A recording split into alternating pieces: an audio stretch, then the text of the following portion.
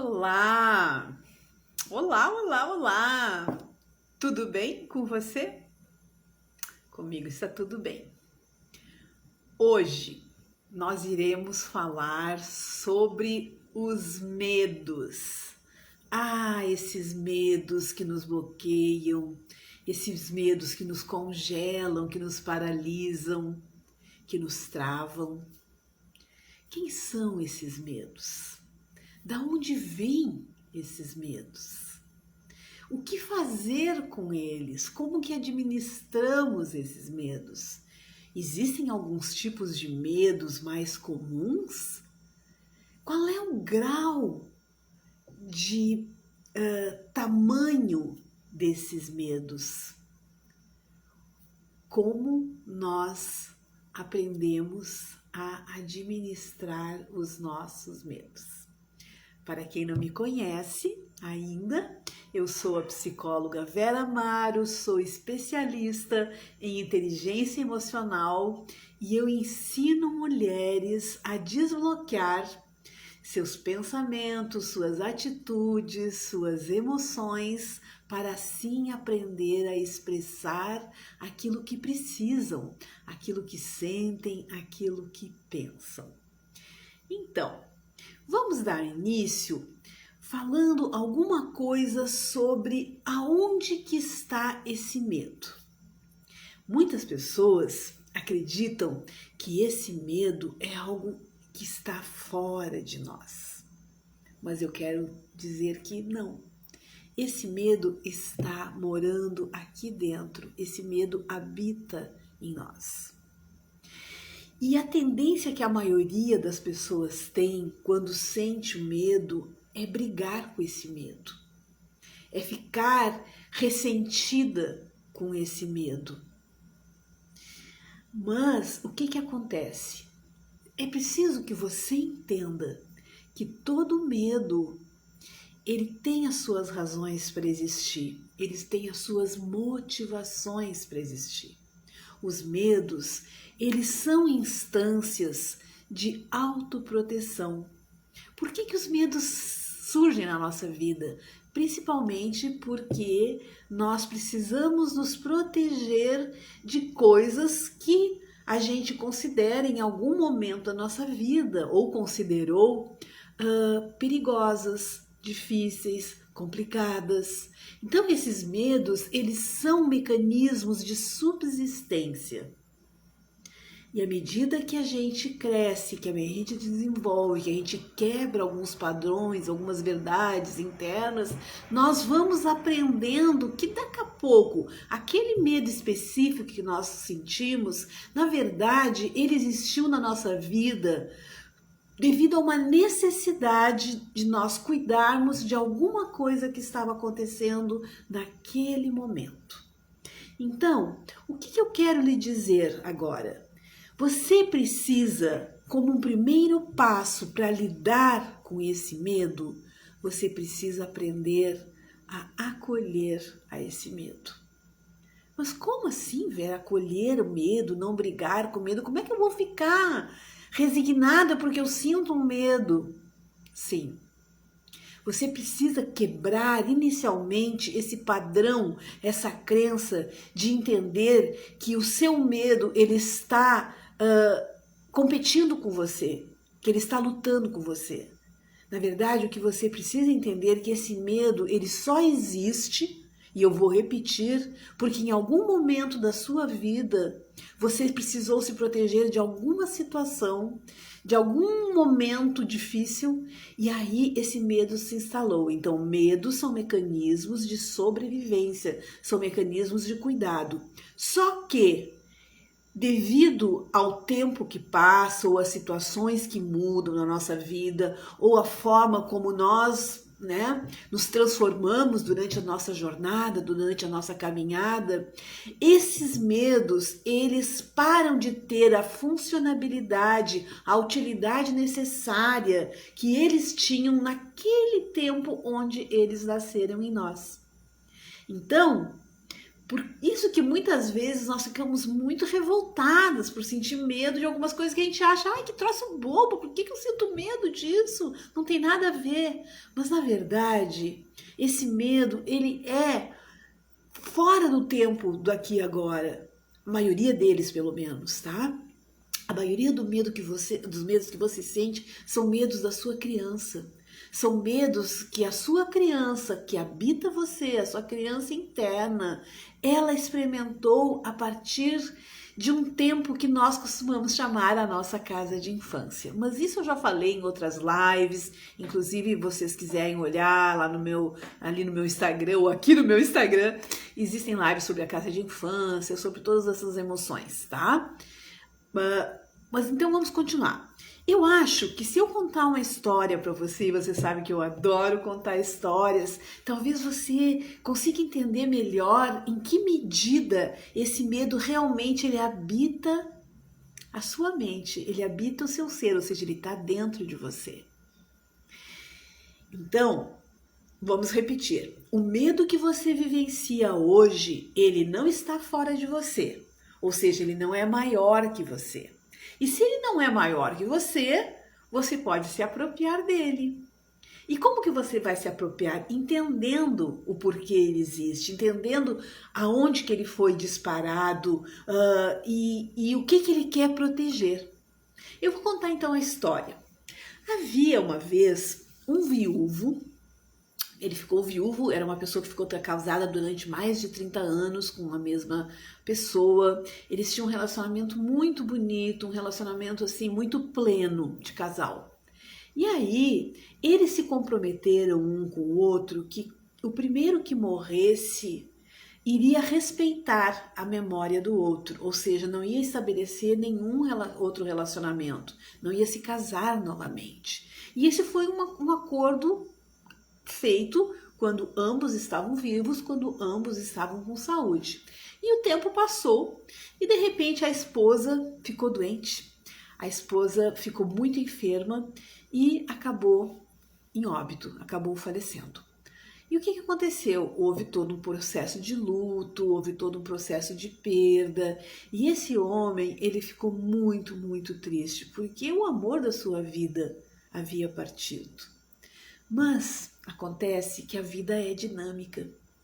E depois que nós passamos pelo período pior de um luto, a gente começa a entender que a vida segue nos chamando, nos mandando sinais.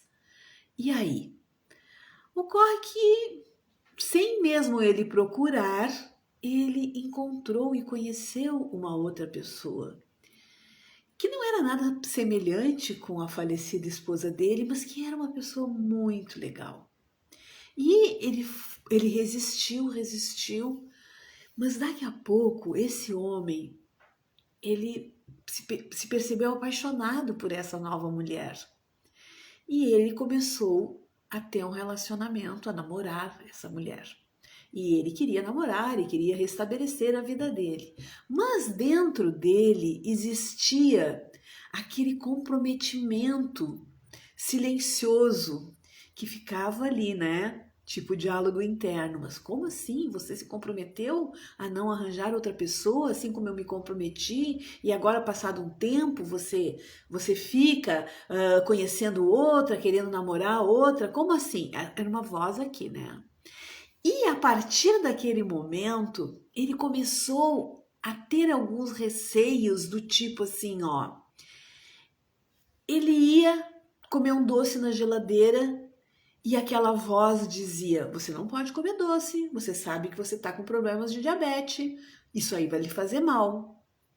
Aí ele ia de repente comer uma batata frita e ela disse: cuidado, ele ouvia essa voz, cuidado com o seu colesterol, você não pode comer isso.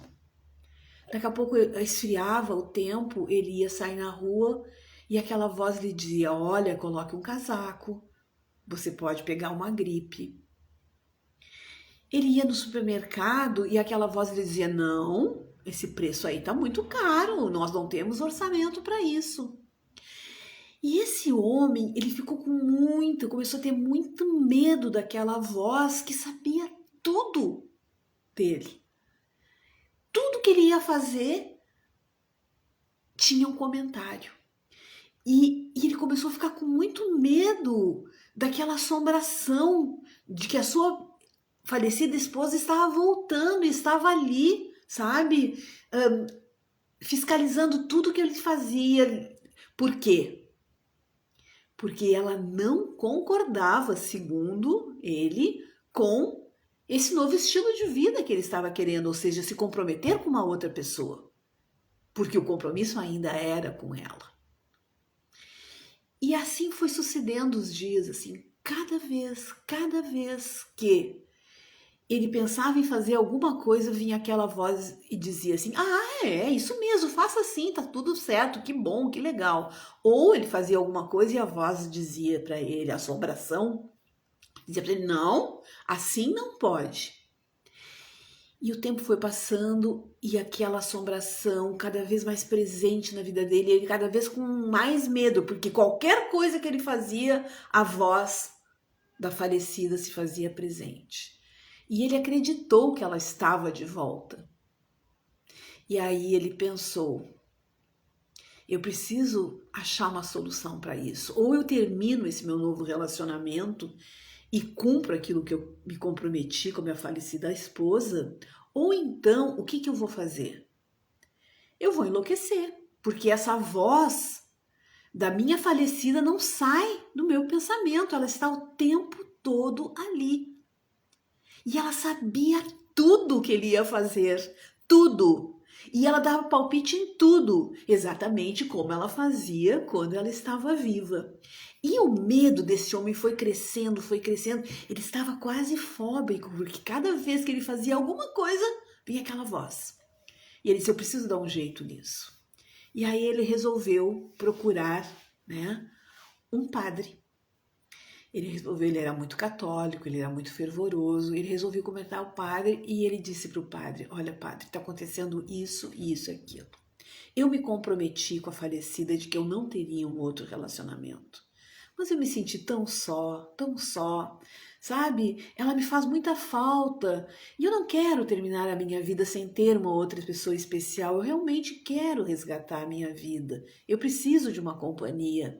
Mas acontece que ela não me deixa em paz. Ela me aterroriza dia e noite. Ela não sai. Eu achei que ela estava descansando em paz, que ela tinha cumprido a missão dela nessa vida, mas não. Ela está junto comigo, dia e noite e dia. E o padre escutou e disse: realmente, deve ser muito sério, né? E o que você está sentindo? Culpa, né? Culpa, né, padre? Muita culpa, porque eu me comprometi com ela e não estou cumprindo, arrumei uma namorada. E é ela que ele fala, é ela que tá ali vigiando. Sim, é ela. Tudo que eu faço, ela sabe. Outro dia eu tava indo pra casa da minha namorada e pensei: ai, vou ir pra casa da minha namorada, vou encontrar com ela, porque a minha namorada não vem lá em casa, Deus o livre, né? Capaz dela espantar a mulher também. E ela disse: você está me traindo. Veja só, padre, ela sabe tudo. Eu estou apavorado, estou com muito medo. E o padre chegou e disse assim: eu vou lhe dizer uma coisa que você vai fazer para administrar esse seu medo. Aí você vai ver se a sua falecida esposa, ela realmente está presente hoje na sua vida, se ela realmente voltou. E aí, o que aconteceu?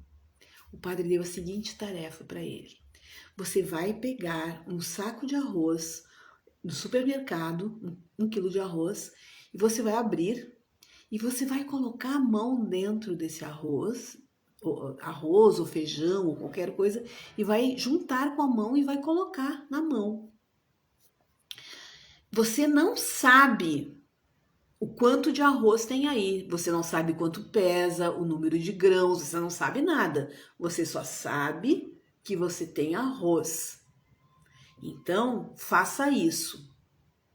E depois de você fazer isso, você vai perguntar para ela: querida, já que você está o tempo todo comigo, me diga quantos grãos de arroz eu tenho na minha mão agora. E ele fez isso. Ele chegou em casa, pegou o arroz, colocou o arroz à mão e fez a pergunta, né? Querida, quantos grãos de arroz eu tenho na minha mão agora, nesse momento? porque você sabe tudo de mim. Você adivinha tudo que eu sinto, tudo que eu penso. Então eu sei que você vai ter essa resposta também.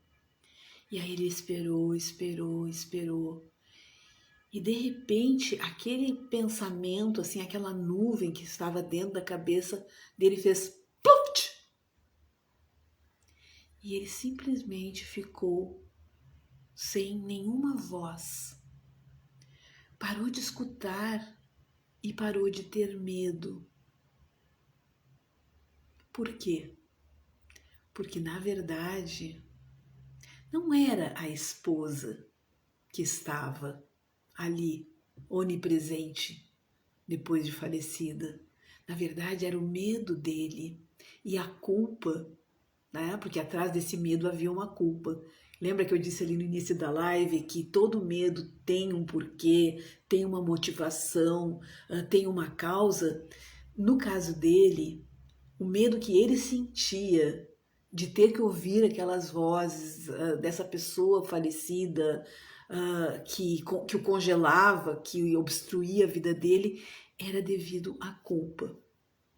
É interessante, né? Mas culpa pode gerar medo, sim, assim como qualquer das outras emoções. O medo, ele é apenas uma emoção das 5 básicas que nós sentimos. Lembra? Medo, raiva, tristeza, alegria e afeto. Então, atrás do medo pode ter um misto de outra emoção. E aí, o que eu quero lhe convidar a pensar a partir dessa história? De que todos os medos que nós sentimos, eles existem por alguma razão e eles existem dentro de nós. Eles não são fora de nós. E no momento em que você se apropria do que você sente, você acolhe o seu medo, você para de brigar com ele, o que vai acontecer? Você vai aprender, você vai achar um jeito para administrar esse medo, mesmo que você tenha que buscar uma ajuda. Alguns medos menos de grau menor, talvez você até consiga resolver sozinho. Agora, o medo, ele precisa ser racionalizado. Lembra a última live que eu ensinei para vocês o tripé na mudança efetiva? Quem não lembra, vai lá olhar, tá? Que é bem interessante. Então, você vai confrontar o seu medo, você vai acolher, mas ao mesmo tempo você vai confrontar de uma forma assertiva e afetiva e efetiva. Da seguinte forma, o que eu estou sentindo? O que estou pensando? O que eu vou fazer com esse medo? Essas respostas, elas vão surgir, entendeu? Você vai conseguir captar um jeito de administrar isso, ou terminar com esse medo, ou no mínimo minimizar essa emoção, para que você possa descongelar, para que você possa ter uma vida mais funcional. Então essa história, ela caracteriza muito bem aquilo que o medo quer dizer, ou seja, ele está dentro de nós, ele não tem o poder, né, de nos paralisar, mas somos nós que damos esse poder ao medo, a essa emoção, tá? E quanto mais poder nós dermos a essa emoção, mais ele vai escalar em graus. Então, o medo, ele é uma emoção que tem vários graus, né, de aumento, né, de tamanho, de proporção. Ele pode ir, assim como todas as outras emoções, mas o medo especificamente, ele pode ir de um receio até uma fobia, um pavor, alguma coisa que paralisa, né? E aí vão os graus. Então, nesse momento, tá? Para que essa live de alguma forma se torne eficiente para você, eu quero lhe convidar a pensar. Você tem algum medo que você sinta nesse momento da sua vida? Ou você tem algum receio? Como é que se chama esse seu medo? Qual é o nome dele? Esse medo pode ser medo de alguma coisa, né? Ou você pode dar apenas um apelido para o seu medo. Eu também já comentei, já contei algumas histórias sobre alguns medos meus que eu tinha, né? e eu tive um medo que eu chamava o medo do viaduto. E as pessoas, todo mundo tem um nome para os seus medos. E agora, o que eu vou fazer? Eu vou falar alguns dos medos bastante comuns, tá? Que existem. Claro que existem vários. Você sabe o nome do seu medo. Você sabe o significado do seu medo e o tamanho do seu medo. Mas existem alguns medos padrões, digamos assim, medos bastante corriqueiros entre as pessoas, tá? Por exemplo, o medo de falar aquilo que a gente pensa e que a gente sente. Sabe, muitas pessoas, no seu desenvolvimento pessoal, no seu desenvolvimento emocional, não receberam as permissões para expressar os seus pensamentos, as suas emoções. E o que você quer dizer com isso, Vera? O que é a permissão para expressar? Permissão a expressar é se você cresceu dentro de um contexto familiar onde existia uma dinâmica em que alguém representativo, alguém importante, alguma pessoa grande da sua família, alguma figura de autoridade, tipo pai, professor, tia, mãe, irmão mais velho, vizinha, avó, avô, não importa. É uma figura que de alguma forma se relacionou com você enquanto você crescia e que tinha muito valor para você. Tá? Que cuidava de você ou que dizia coisas para você, que se relacionava com você. E aí, essa pessoa, se em algum momento, essa ou essas pessoas, se em algum momento elas lhe deram a permissão do tipo: oi, o que você está sentindo? Me diz, como é que você está? O que você está pensando sobre isso? Ou ela diz assim: pense sobre o que você está fazendo, pense sobre o que está acontecendo, decida o que é melhor para você. Você pode pensar: olha, é legal sentir o que você está sentindo. Então, essas são permissões, tá? Para a pessoa sentir o que está sentindo, pensar o que está pensando.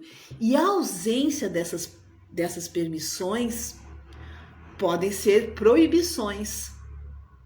Do tipo: eu não quero saber o que tu pensa ou o que tu sente. Você tem que fazer aquilo que eu quero e pronto. Não tô nem aí para o que você vai me dizer. Fica quieta. Você não pode, você é muito pequeno, você não tem direito a dar uma opinião. Aí nós já estamos no campo das proibições para expressar o que sente e que pensa. Mas junto com essa proibição de expressar o que sente e pensa, também pode vir uma crítica, né, de um circuito bem negativo dessas autoridades que estiveram na nossa vida, lá na casa de infância. Pode ser uma crítica, diz: mas o jeito que você fala, mas nossa, você só diz bobagem.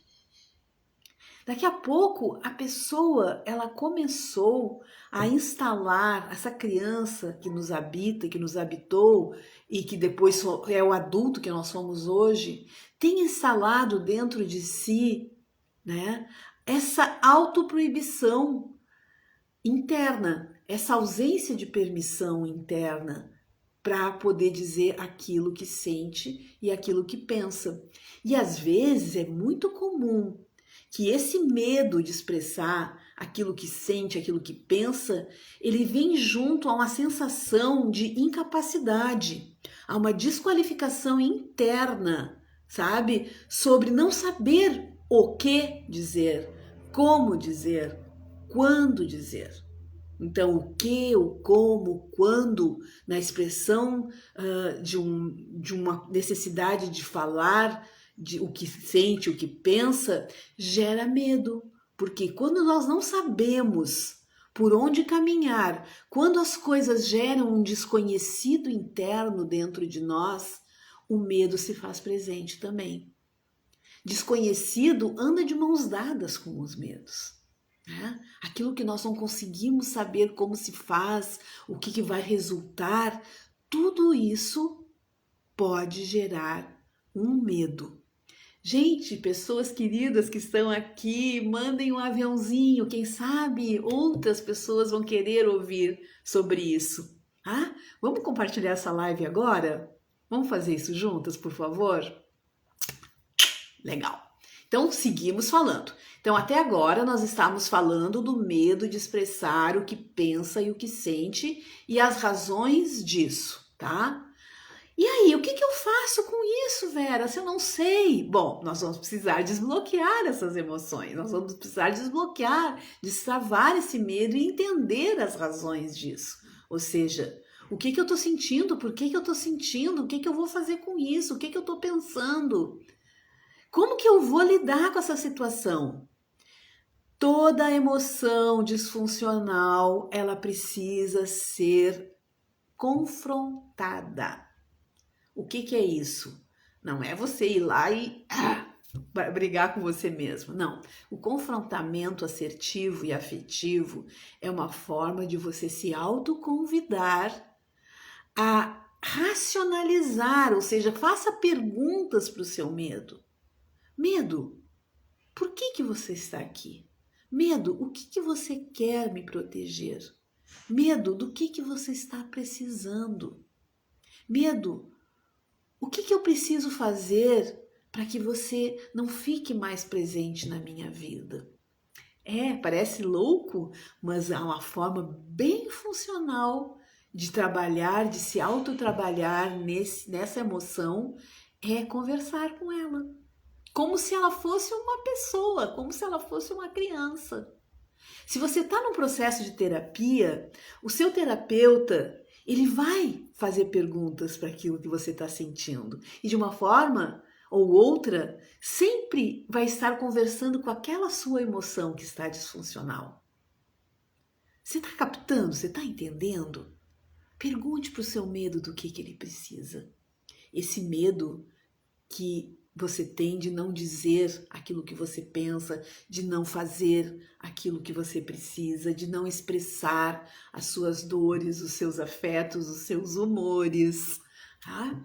Então, esse é um dos medos muito frequentes em muitas pessoas e ele atrapalha um monte. É claro que, gente, porque para que você aprenda a dizer aquilo que você sente e pensa, você vai precisar passar por um processo de aprendizagem de como conversar, como falar, o que dizer. E todos esses processos, eles estão disponíveis, tá? Eles estão disponíveis numa terapia, eles estão disponíveis no curso da Vera, que em janeiro vai ter uma outra turma. Nós acabamos de encerrar uma turma linda, que teve assim, resultados incríveis dos seus desbloqueios, que é o método DAI, né? Desbloqueando atitudes e emoções. Em janeiro vai ter outra, daqui a pouco vou começar a fazer propaganda. Ó, o pessoal teve resultados bacanas, sabe? Muito legais. Por quê? Porque aprendeu a lidar com essas emoções, né? Aprendeu a lidar com os seus medos, com as suas tristezas, com as suas alegrias, com os seus afetos, com os seus desafetos, com os seus relacionamentos. Bom, mas esse é outro assunto, tá? Vamos passar para um próximo medo bastante comum? Bastante comum. Na verdade, ele é um medo meio duplo, tá? Porque é aquele medo de errar e aquele medo de ser julgado. O que é isso? Esse é um medo, tá? O medo de errar, ele é um medo que vem acompanhado de um que a gente chama de um compulsor, tá? Dentro de uma das formações que eu fiz, o que é um compulsor? Um compulsor é um convite a sempre fazer daquele jeito, ou ter que ser daquele jeito. Algumas pessoas também chamam de injunções, tá? Então, existe um compulsor, um deles, que ele é extremamente ligado ao medo de errar. O que é um compulsor? O que é este compulsor? Nós chamamos ele de seja perfeito. O seja perfeito, ele se estabelece lá também atrás, onde alguém disse assim, você tem que fazer tudo direito. Olha, não tá bom, não tá legal. Você tem que fazer melhor. Então tem uma crítica, uma desqualificação enquanto a criança está crescendo, de que nada é o suficientemente bom. E depois, quando essa criança se torna a adulta que nós somos, ela carrega consigo essa autocrítica de que ela precisa fazer tudo muito bem feito, que ela precisa fazer tudo muito perfeito, porque senão as pessoas vão julgar. E quando alguém vai julgar, isso significa o quê, em última instância? Quando alguém te diz que você não está fazendo bem o suficiente, quando você não está agindo certo, quando aquilo que você faz não tem muito valor, o que essa pessoa está dizendo assim? Olha, a criança entende, né? Eu até gostaria mais de você se você fosse perfeita, se você fizesse as coisas muito bem feitas. E aquele vira um tormento internalizado, uma dor emocional, porque, primeiro, que o perfeito não existe. Tá? O bem feito existe, mas pessoas que têm o compulsor, o mandato, seja perfeito, elas não admitem o mínimo erro, porque elas temem a rejeição. Então, veja bem, atrás desse medo existe uma possível receio da rejeição. Tá? Então, do julgamento versus rejeição. Tá bom? Por quê? Nós, pessoas, precisamos nos sentir acolhidas, especiais, amadas, importantes. E se em algum momento da nossa trajetória de vida nós não nos sentimos assim, nós precisamos criar subterfúgios. E aí o que acontece? Como a pessoa, olha só como esse medo de errar pode ser paralisante, pessoal, sabe? O meu medo, digamos assim, eu tenho esse medo tão grande, tão poderoso, sabe, de errar e tão receoso de julgar, que eu acabo me paralisando. O que um medo de errar pode gerar em termos de comportamentos disfuncionais? Ele pode gerar uma sensação de incapacidade, né? Isso não é para mim, eu não consigo, eu não posso. E aí eu congelo. Ele pode gerar uma outra coisa, uma palavra que todo mundo sabe que é procrastinação. Atrás de determinados tipos de procrastinação existe um medo que está muito, muito presente. Tá? E de novo eu vou repetir. Quem tem procrastinação é um procrastinador, um adiador. Então, a pessoa que sente medo, ela entra num estado tão delicado da sua dor emocional, ele se sente tão fragilizado diante daquele medo, que um dos comportamentos que adota é o adiar a dor, ou seja, adia a dor de sentir medo, adia a dor de conferir que ele não consegue ser perfeito e por isso não faz, por isso não realiza, por isso paralisa, por isso congela. Nada, sabe? Nenhum tipo de comportamento, ou pelo menos a maioria dos comportamentos, eles sempre existem com algum porquê. Subliminar aquele tipo de comportamento, aquele tipo de emoção, existe uma razão, existe um porquê. E a gente só consegue desbloquear nossa dor emocional, seja ela qual for, na medida em que nós descobrimos os nossos porquês. E aí a gente vai entender os comos. Por que eu sinto isso? Como que isso se instalou na minha vida? E aí sim, eu vou poder, enquanto pessoa adulta que eu sou, pessoa racional que eu sou, eu vou poder decidir. Isso serve ainda para mim? Ou isso não serve mais para mim? E nessa seleção, nessa capacidade de discernimento, eu vou minimizar a minha incapacidade, o meu medo. E minimizar um medo, gente, não é uma coisa que faz assim, plim, plim, sabe? Ai, quando alguém te diz, vai, mas vai com medo. Desculpa, eu concordo parcialmente com essa frase. Porque enquanto eu não destravar os segredos do meu medo, de qualquer medo que seja, eu não vou conseguir ir adiante. Vai, mas vai com medo, mas vai aonde, gente? Se a pessoa tá com medo, o medo paralisa, sabe? Ela até pode dar os seus passos, mas aquele medo vai te dizer assim, olha aí, ó, tu não vai fazer perfeito. Eu não sei nem aonde que você vai parar. Porque o diálogo interno corre solto. O diálogo interno de circuito negativo, tá? Corre assim, ó, uma belezinha. E aí a pessoa vai com medo, mas aí também não realiza, tá? Não minimiza. Tá? Então essa frase assim, é uma frase muito bonita, vai, mas vai com medo, mas será que ela é funcional? Será que realmente ela é de verdade? Eu questiono, tá? Eu questiono, mas eu também, né? É apenas a minha posição, é apenas aquilo que eu penso, é apenas aquilo que eu digo para minhas pacientes, tá? E para as minhas alunas, né? Primeiro conheça o seu medo, aí você vai conseguir destravá-lo. Se você não se apropriar, nada feito. Vamos a um outro medo, tá? Vou tomar uma aguinha aqui.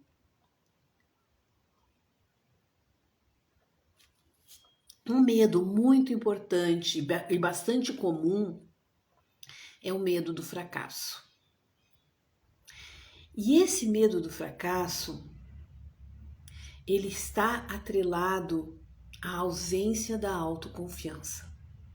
E ele está instalado na ausência de uma sensação de capacidade. Ele está instalado a partir de uma desqualificação interna, que não começou de uma forma interna, começou de uma forma externa. A pessoa que tem medo do fracasso, ela tende a desistir antes. Por quê? Porque o medo de fracasso é tão grande, porque ela confia tão pouco nas suas capacidades, ela se acha uma pessoa tão limitada, com tanta dificuldade, que aquela sensação gera uma impotência e essa pessoa, ela paralisa antes de tentar ou ela desiste antes de prosseguir. Então, para aquela pessoa que tem um medo grande do fracasso, a gente também vai precisar saber aonde ele nasceu, qual é o endereço, aonde ele mora, quem foi, que casa é essa, que lugar é esse, quem disse isso ou aquilo para essa pessoa, né? A gente precisa fazer uma investigação emocional, gente? Porque nós só conseguimos desbloquear as nossas emoções a partir de uma investigação dessas emoções. Nós temos que ter um instinto de detetive emocional para poder sacar o que nos acontece, o que nos bloqueia, o que não nos permite ir adiante. Então, o que é o medo do fracasso? O medo do fracasso, tá? Ele tem dentro dele, de novo, a ausência da autoconfiança. Tá, mas e da onde que vem essa autoconfiança? Gente, essa autoconfiança vem também de mensagens que a gente chama nutritivas. O que são mensagens nutritivas? O que são mensagens de permissão, tá? Nutritivas de permissão são mensagens assim, vai em frente, você é capaz, eu confio em você. Errar tá tudo bem, às vezes a gente erra, nem sempre a gente acerta. Então, eu acredito que você pode, confia no teu taco. São frases e mensagens e gestos que se foram instalados na nossa vida durante o nosso desenvolvimento, essas mensagens nutritivas, essas mensagens de permissão que incentivam, que fizeram que nos incentivasse a acreditarmos no nosso potencial, nas nossas capacidades, com certeza nós não teremos o medo do fracasso. Então, as pessoas que desistem, elas não desistem porque elas são fracas. Elas desistem porque elas não têm dentro delas, sabe? Esse vai em frente, eu confio em você. Você é capaz. Tá, Vera, mas e aí se eu não tenho isso, o que que eu faço?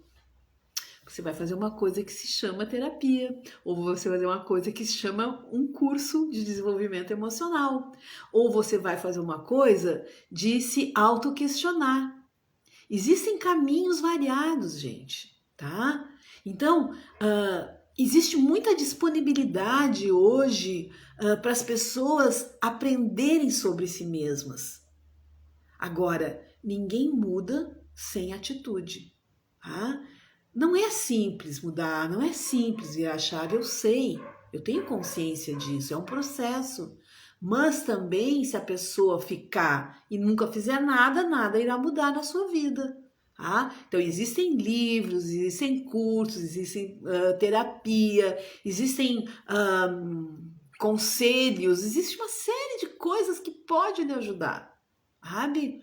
O que você não pode fazer é ficar na mesmice e achar que você está condenado a sentir medo de ser julgada, sentir medo de errar, sentir medo de falar o que pensa, medo do fracasso. E agora vamos falar um pouquinho dos outros medos, tá? Tem mais dois que eu vou falar hoje com vocês. O medo de ser diferente. Às vezes, lá atrás, quando nós somos pequenos, nós fugimos um pouco do padrão estabelecido, do padrão gerado. Vamos pegar, por exemplo, uma criança, tá? Que desde tenra idade se percebe com questões de gênero, tá? Uma criança que gosta de... é menino biologicamente, mas gosta de brincar de bonecas, tá? Gosta de vestir o sapato da mãe, de se maquiar. Ou é uma menina e gosta de jogar bola, gosta de luta. Questões de gênero, tá? Não vamos abarcar todos os gêneros disponíveis, até porque é uma coisa assim que eu não domino, né? Não sei. Mas tem uma questão de gênero, tá? Essa pessoa, ela é diferente, né? Desde tenra idade.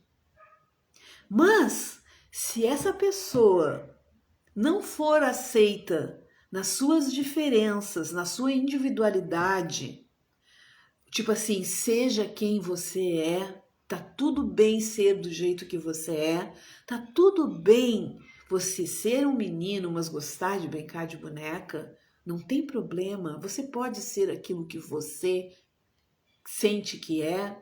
Essa é uma permissão muito importante. Então, a ausência dessa permissão gera esse medo de ser diferente, esse medo de se mostrar para o mundo. Então, e eu não estou falando só em questões de gênero.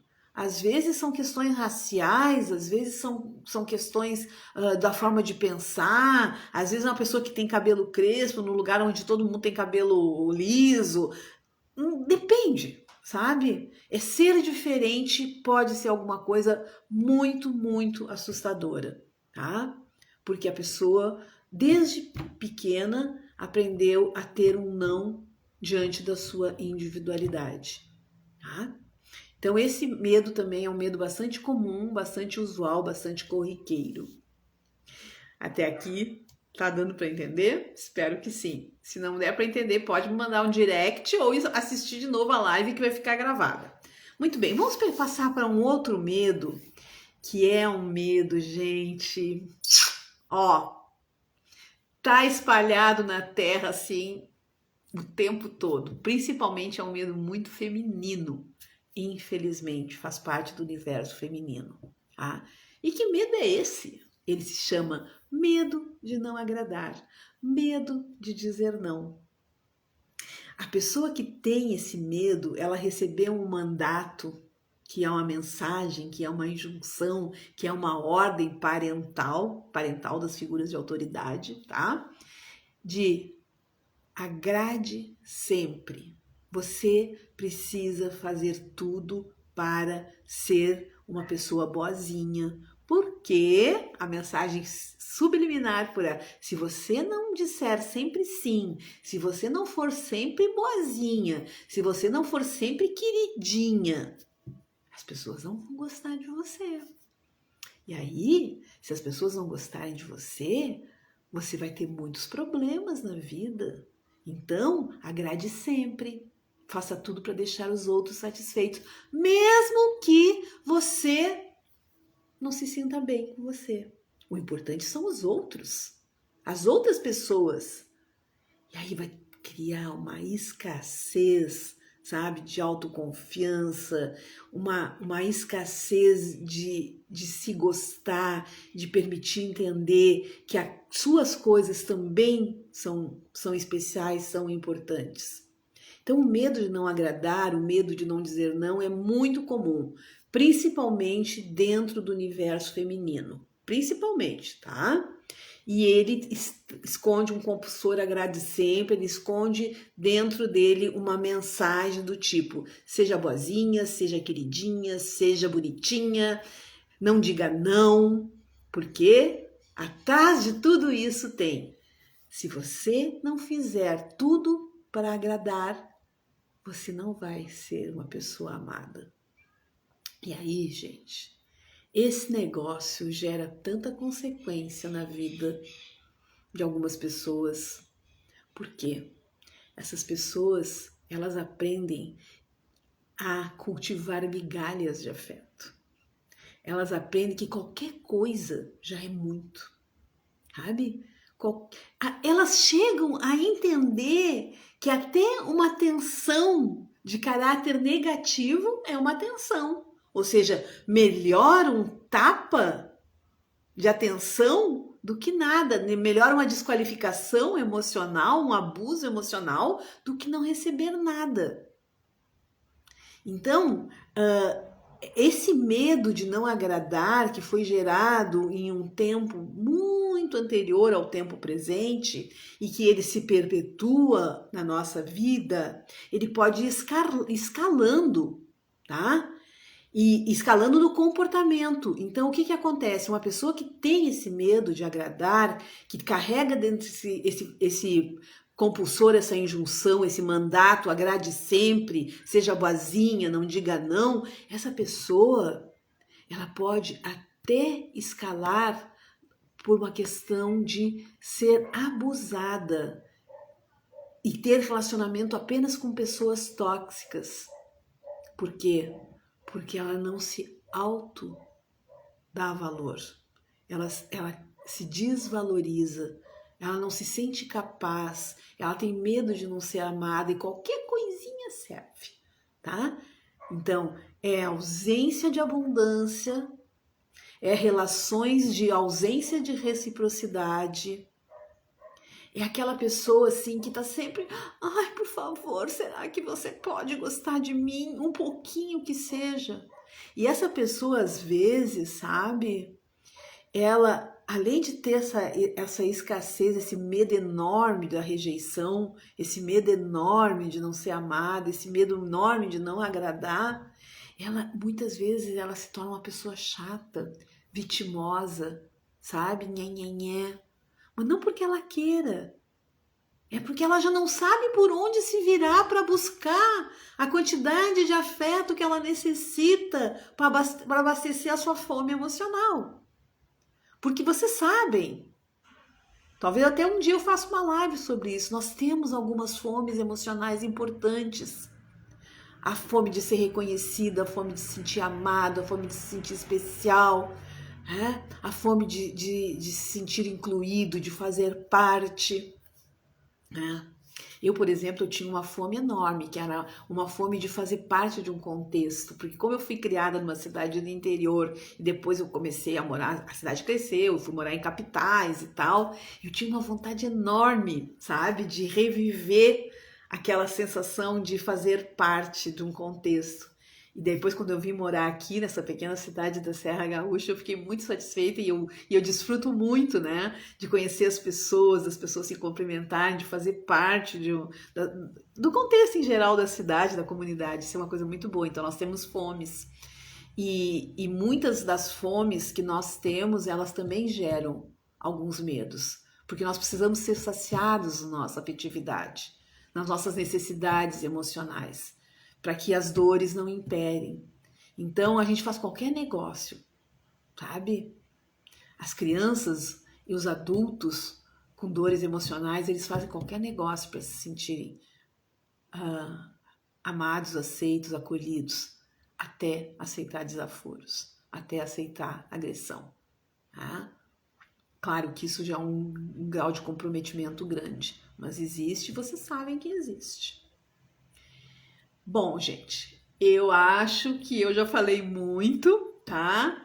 Espero ter agregado algum valor para vocês, alguma aprendizagem. Se vocês tiverem dúvidas, por favor, mandem um direct. Eu sempre respondo, tá? Eu sempre vou responder as perguntas de vocês. Talvez demore um pouquinho, mas eu respondo. E eu adoro, sabe? Para mim é importante porque é a forma que nós temos de poder entender que eu tenho, no caso, né, de poder entender o que você precisa, o que você quer, me dê sugestões de temas, né, sobre esses contextos emocionais, sobre bloqueios, travas, emoções, pensamentos, atitudes, tá? Então, hoje, essa live sobre o medo, ela nasceu de uma sugestão de vocês, né? Eu fiz uma pesquisa e vocês me deram essa. Tem uma outra, né? Tem outros resultados. Então, me parece que um outro tema que tem são apegos emocionais, tá? Então, provavelmente a nossa próxima live vai ser sobre apegos e desapegos, tá? Aquilo que nós estamos, que nos prende. Então é isso. Muito obrigada por estarem aqui. Muito bom, vocês me fizeram muito felizes e eu espero que eu também possa ter trazido alguma informação importante para sua vida, tá bom? Um beijo, ficamos por aqui, até a próxima, tchau, tchau!